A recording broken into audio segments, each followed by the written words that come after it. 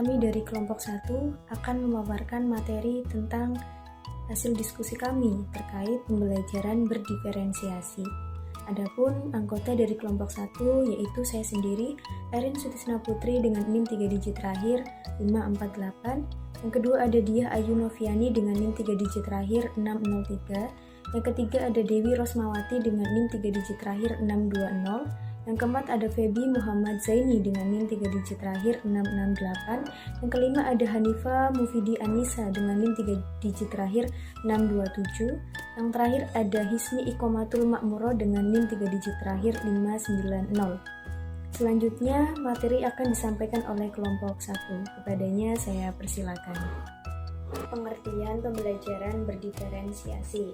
Menurut pendapat Bayumi dan kawan-kawan, tahun 2021 menjelaskan bahwa konsep pembelajaran berdiferensiasi merupakan cara guru dalam memberdayakan peserta didik untuk menggali semua potensi yang dimilikinya sebagai kodrat zaman maupun kodrat alam.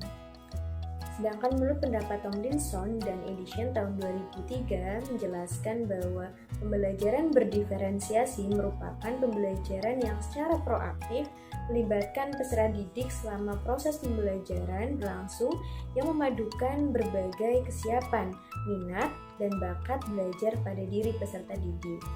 Sedangkan menurut pendapat Bird dan kawan-kawan tahun 2010 menjelaskan bahwa pembelajaran berdiferensiasi merupakan proses belajar mengajar di mana peserta didik mempelajari materi pelajaran berdasarkan kemampuannya, apa yang mereka sukai dan kebutuhan individu mereka, sehingga mereka tidak merasa frustasi dan merasa gagal selama proses pembelajaran berlangsung. Yang kedua, yaitu contoh keragaman peserta didik di kelas. Di dalam diri setiap anak ada karakteristik dan potensi yang berbeda satu sama lainnya yang harus diperhatikan oleh guru. Menurut Tomlinson 2013 menjelaskan keragaman peserta didik dipandang dari 3 aspek yang berbeda, yaitu yang pertama ada kesiapan belajar. Pengertian kesiapan belajar di sini adalah sejauh mana kemampuan pengetahuan dan keterampilan peserta didik dalam mencapai tujuan pembelajaran. Pengetahuan dan keterampilan awal, apa yang sudah dimiliki oleh peserta didik terhadap materi pelajaran yang akan dibahas. Kesiapan peserta didik harus berhubungan erat dengan cara berpikir guru-guru, yaitu bahwa setiap peserta didik memiliki potensi untuk bertumbuh baik secara fisik, mental, dan kemampuan intelektualnya. Yang kedua yaitu minat. Minat memiliki peranan yang besar untuk menjadi motivator dalam belajar. Guru dapat menanyakan kepada peserta didik apa yang mereka minati, hobi, atau pelajaran yang mereka sukai. Pentingnya diketahui minat dari para peserta didik, karena tentu saja mereka akan mempelajari dengan tekun hal-hal yang menarik minat mereka masing-masing. Yang ketiga, profil gaya belajar.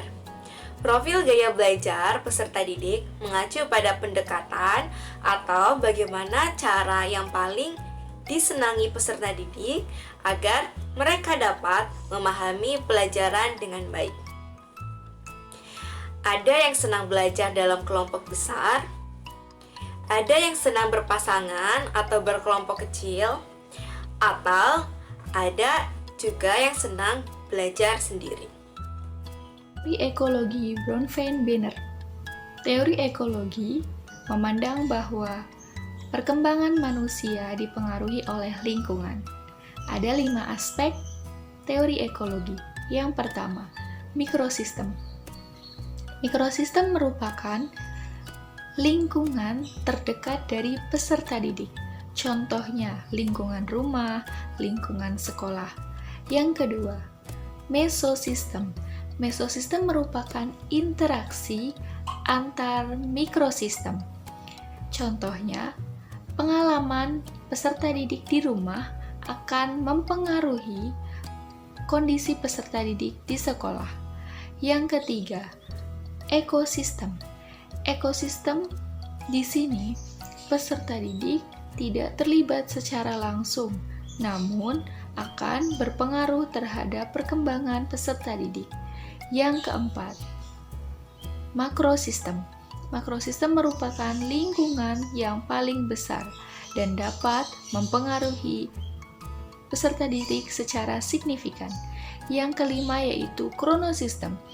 Kronosistem yaitu pengaruh lingkungan dari waktu ke waktu yang mempengaruhi perkembangan dan perilaku peserta didik.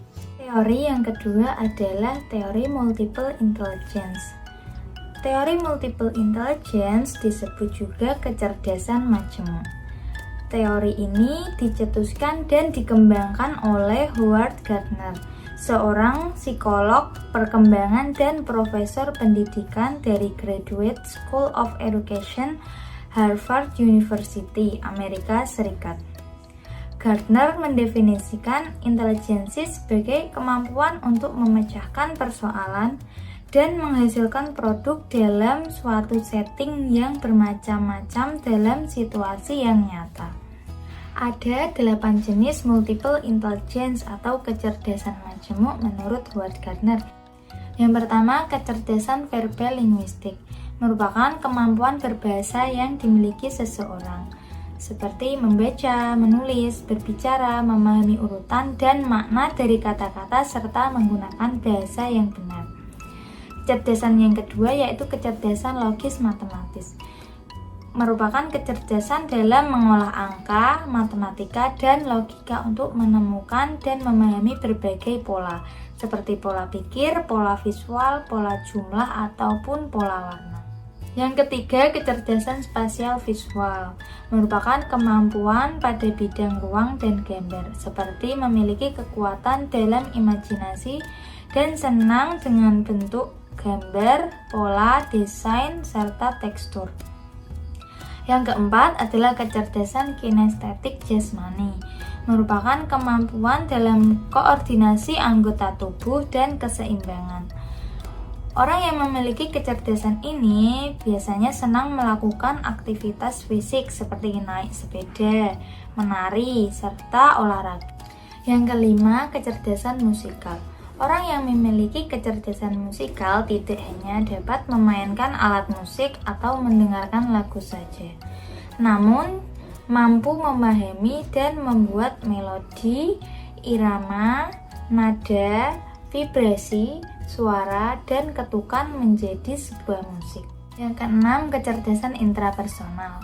Orang yang memiliki kecerdasan ini mampu memahami diri sendiri, mengetahui kekuatan, kelemahan, dan motivasi diri. Yang ketujuh adalah kecerdasan intrapersonal, merupakan kemampuan untuk bermasyarakat serta memahami dan berinteraksi dengan orang lain. Yang kedelapan adalah kecerdasan naturalis, merupakan kemampuan untuk mengenali dan mengkategorikan tanaman, hewan, dan benda-benda lain di alam, serta tertarik mempelajari spesies makhluk hidup. Orang dengan kecerdasan ini biasanya suka dengan alam, misalnya suka bercocok tanam, suka dengan hewan peliharaan, dan aktivitas jenisnya yang berkaitan dengan alam. Teori Zone of Proximal Development atau ZPD dengan bahasa Indonesia, teori zona perkembangan proksimal. Teori ini dikemukakan oleh Vygotsky yang menyatakan bahwa setiap anak dapat membina mentalnya melalui lingkungan sosial. Lingkungan sosial inilah yang membentuk dasar berpikir, pendapat, keterampilan, dan sikap anak. Perkembangan proksimal memiliki 2 tingkatan. Yang pertama, tingkat perkembangan aktual. Yang kedua, tingkat perkembangan potensial. Tingkat perkembangan aktual bahwa setiap anak dapat memecahkan masalahnya sendiri atau tugas-tugasnya secara mandiri. Sedangkan tingkat perkembangan potensial, setiap anak tidak bisa memecahkan masalahnya sendiri tanpa bantuan dan bimbingan orang lain. Sehingga pada tahap perkembangan potensial atau tingkat perkembangan potensial, setiap anak harus meminta bantuan orang lain dalam memecahkan masalah. Sebagai seorang guru tentunya harus paham bahwa peserta didik tidak hanya menggunakan satu modalitas belajar saja, namun ada peserta didik yang menggunakan lebih dari satu modalitas belajar. Untuk itu, guru harus cermat dalam memahami modalitas belajar yang digunakan oleh siswa, sehingga mampu melaksanakan pembelajaran berdiferensiasi dengan tepat. Yang nantinya akan membuat siswa paham mengenai materi yang disampaikan oleh guru. Demikian pemaparan hasil diskusi dari kelompok 1. Semoga bisa bermanfaat. Terima kasih. Wassalamualaikum warahmatullahi wabarakatuh.